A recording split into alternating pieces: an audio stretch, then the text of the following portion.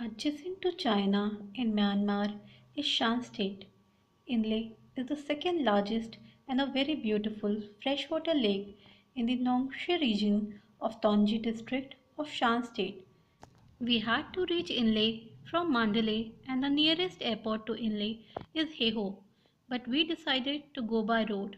For that, we first reached Kalaw, stayed there for one night and started for Inle the next morning. Traveling by the road was a very wise decision as we were welcomed by lush green landscapes, a huge railway line connecting the mountains, and a very amazing blue water pond in Pindia.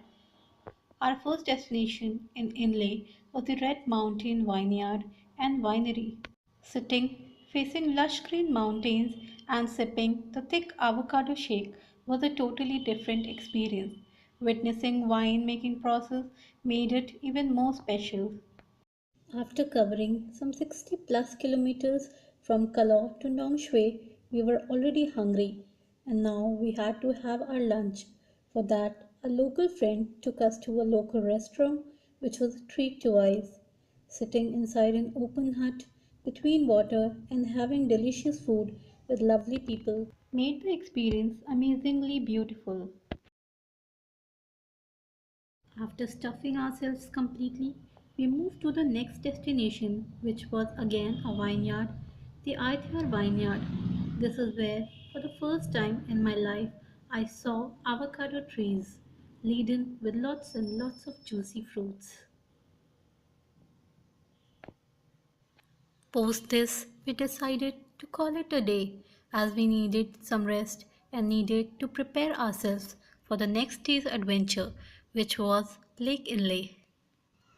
Our hotel was just next to the lake, so after the breakfast, straight away we were at the lake in our narrow boat, ready to explore the second largest lake of Myanmar. It was an absolutely enchanting journey. After a narrow passage enclosed within the weeds and the reeds, we had the most captivating sight in front of us. Blue water, endless sky, some green planktons and floating gardens, ducks and seagulls, leg-rowing Intha fishermen, fellow travelers and locals in their submerged houses and boats.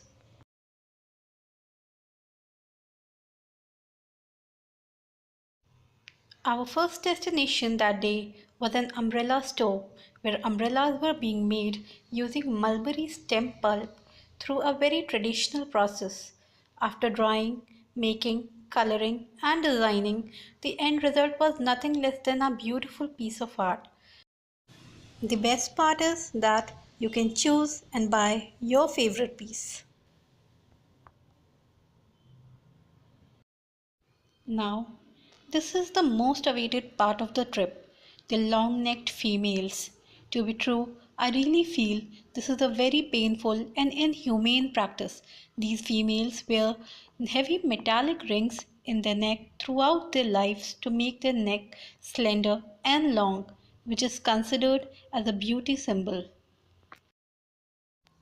The next destination was the Silversmiths shop, where silverwares were being made from raw silver which is brought from the nearby hills surrounding the lake.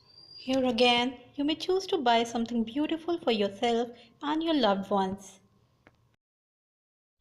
Now, it was lunchtime again, so we went to a lake restaurant where the arrangements were made by our friends who had planned it for us. The restaurant was beautiful with its minimal decor, which was done using greens and woods. We relished some very tasty Shan food there: fried tofu, fresh green vegetables, chicken, fish, and Shan noodles. If ever got a chance, I would definitely love to visit the same restaurant for the same kind of food. And then the journey started again. The next shop we visited was a very unique textile shop. There, the threads were being made using lotus stem. After dyeing, drying, and knitting, attractive cloths were being made and put on sale.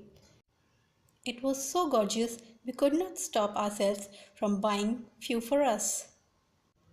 We were lucky, so it happened to be a full moon day, and in for us was a huge surprise, a boat race. Yes, so many locals dressed up in their best attire, rowing their boats, singing, dancing, and racing, were heading towards the pagoda, which was inside the lake.